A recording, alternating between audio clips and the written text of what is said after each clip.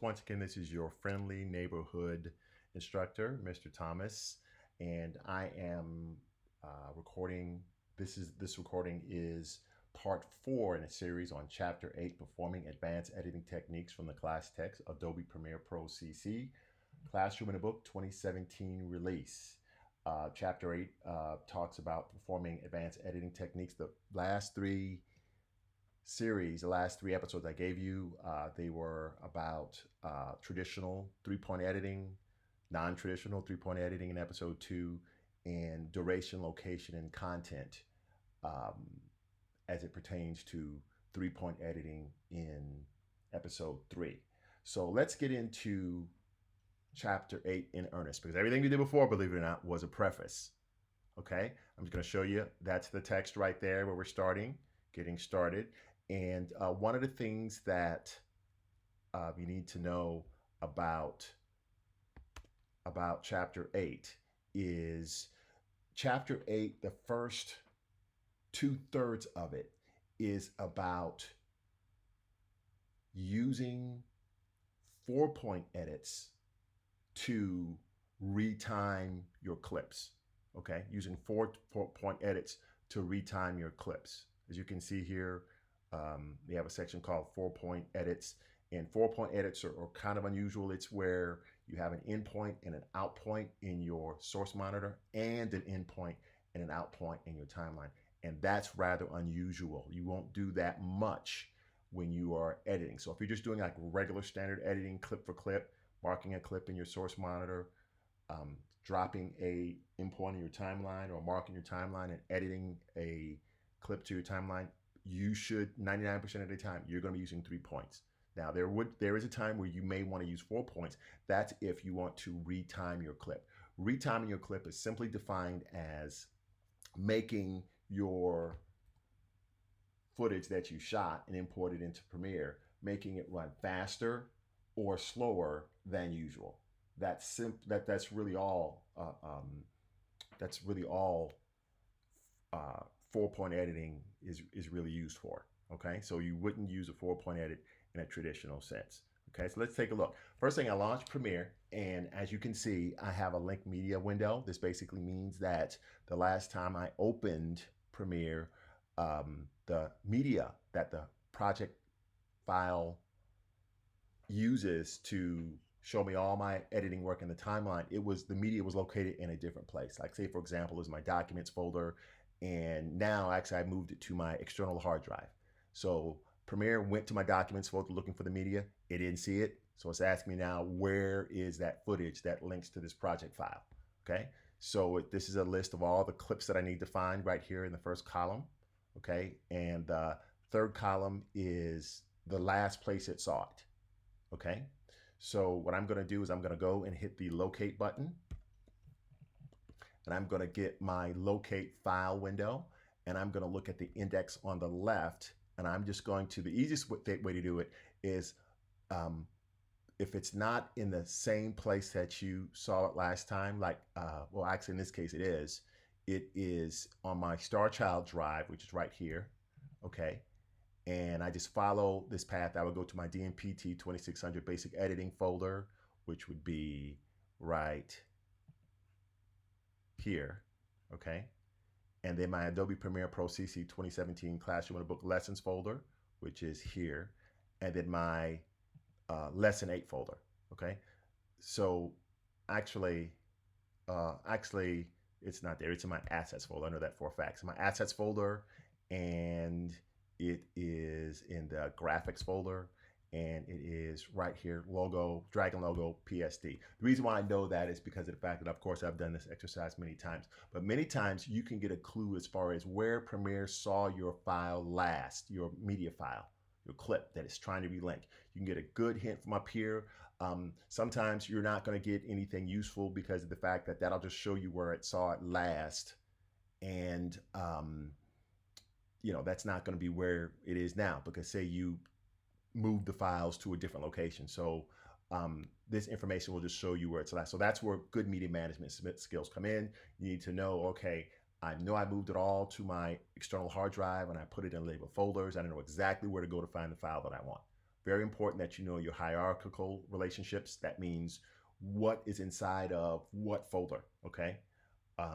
Know that I have a media folder or assets folder inside of my Adobe Premiere Pro CC 2017 Classroom and Book Lessons folder and so forth. Know exactly where to find everything. So I'm going to select the file. It should match up with the very last file in my path here, dragon underscore logo PSD. Those two match, so I'm good to go. Let's click OK. What it's going to do is it's going to find, when it finds one, it's going to find as many as it can from that same location. And as you can see, I have check marks by a few of them, but not all of them. Okay, so I'm going to have to repeat this process for Midjohn 28 and Laura 1, 2, 3, 4, and so forth. Okay, so I'm going to hit locate. Do the same thing again. Okay, I can follow my path that's listed here. Sometimes I call it a path of breadcrumbs, and that's something that I totally made up. Kind of like Hansel and Gretel, path of breadcrumbs to guide you back to where you want to be. So I'm going to go into my, once again, my Adobe Premiere Pro 2017 Classroom Book folder, assets, video and audio files. I kind of really had a head start on that already, but I figured I would go from the beginning. I'm going to go into theft unexpected. This is the last path that I want to look at. That's the last path I want to look at to see where it was last. This top, the white letters on the top line. Then I'm going to go to theft unexpected. I can either go here, select it here, or I can spin down the folder for video and audio files and choose theft unexpected in my left margin. And then I'm going to look for Midjohn 0028 MP4. There it is right there. Now I think I know what's going to happen, but I'll do it anyway. Once in a while, you'll see, well, rarely I'll say, you'll get a cannot link media error. And basically what that's saying is that for some reason, the version of the media that we were expecting to find is not the version you just selected. Maybe there are some differences in the audio sample rate. Maybe there's some differences in the frame rate. I know for a fact, after years of working with this textbook and the media, that it's the media that's at fault here. It's the media that the problem is the media, the footage that we got from the publisher. That's what's at fault here. But I'm going to re-import it separately. I'm not going to link it, but I'm going to skip the link. I'm going to let it go offline just for this one clip. Relink everything else, and then come back and import that clip separately. So I'm going to click OK. Then OK again. It failed to import. That's fine. I'm going to hit cancel down here. Okay. So let's select the Laura 1 file. And actually what you could do, if you wanted to, you can shift select the Laura 6 file as well to make sure we get all 6 of those in this next one. Will it let me do that? No, it does not. I'm going to select Laura 1. I got to do one at a time here. Hit locate. And then I'm going to do what I've been doing before. I'm going to go to video and audio files inside of my assets folder. I want to go to the Laura in the Snow folder. It says it right up here, Laura in the Snow. And then Laura 01. So let's select over here. A little neater if I do over there. Laura 01, MPEG 4, click OK. Bam, and I got all of them. Laura 1, Laura 2, Laura 3, Laura 4, Laura 5, Laura 6. That Midjohn 0028 is still missing. That's okay. I'm not going to try to locate. I'm going to go ahead and hit offline, meaning I want to skip that one. I do not want to reconnect it. Okay, but it connected everything else. Okay, so let's look for that Midjohn 0028. Here it is right here. I'm going to make the project panel larger by hitting the tilde key, and then I'm going to make the icons larger by dragging the size slider over. That, as you know, that question mark tells me that file is not linked, it's offline. It can't find the media that is associated with that. So I'm just going to delete that for now. I can delete it, that's not a problem. Click yes, yeah, I really want to delete it. And I'm just going to re-import it because I see where it is. But for some reason, it's giving me a hard time importing it or relinking it. So I'm just going to import it from scratch. Okay, and I'm going to go to GPTC stuff. That's where, and I'm going to go to a mental brain freeze there. Basic editing, that's where I keep this folder. and go to assets, just like before, video and audio files, just like before. It's like I'm importing it from scratch. I know that that mid John is in the theft unexpected folder, and then here's right here, mid John 00028. Select that, click import. Bam, there it is right there. Okay, now another thing that's kind of funny about this one is that you see we have the icon for waveform, and that will make you think, well, okay, this is a waveform, and this is not a video file, it's just an audio file, but it's actually an audio file with that. We'll go back and fix that so that we can see video from it a little later on if we need to, but for now we're just going to move on because we're a little ways away from using that. Actually, I don't think we even use that in this project in chapter 8, so at least not the beginning part that we're going to talk about here. So I'm just cleaning up my project panel. I've lost my actual project panel itself. I have media browser and whatnot like that. So if you ever lose a panel, you can't find a panel in a particular frame, go up to the window menu. I'm sorry, not the the window menu.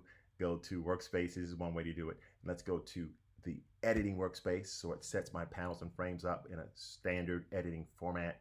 And as you can see here, now I have my project panel back like I like to see it. All right, so now performing 4-point edits. We're gonna do this. Let's double click on the sequence 01 4-point right here. This is the icon for a sequence.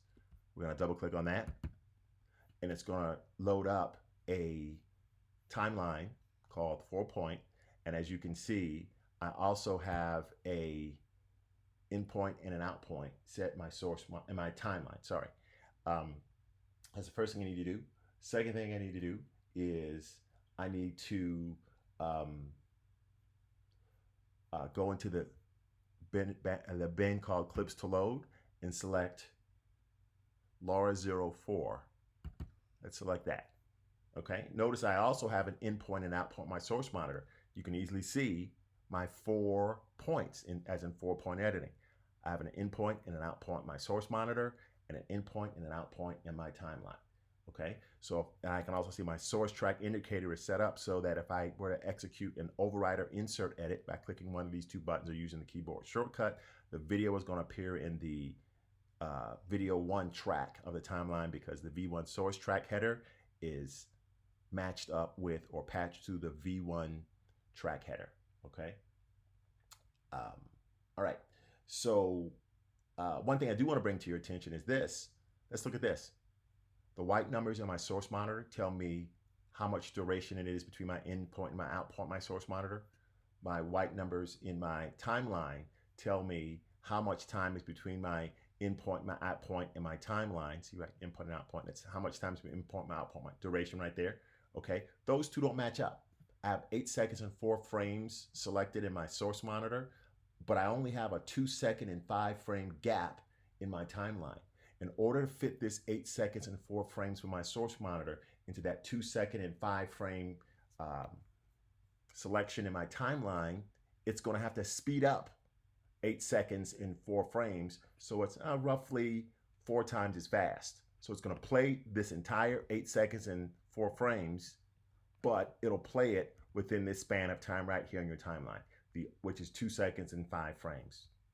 205, yeah, 205. The only reason it can do that, the only way it can do that is if it speeds up all the information, all the content that I'm getting that's marked in my source monitor. Okay?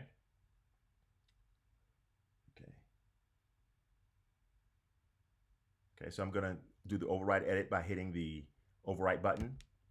Actually, you know what? Before we do that, let's take a look at what we have marked in the source monitor.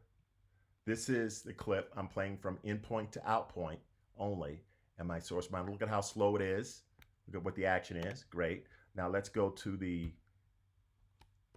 footage that it's going to overwrite over in the timeline. I'm going to press the keyboard shortcut Shift-I to jump my playhead to the end point in the timeline, and I'm going to press the space bar.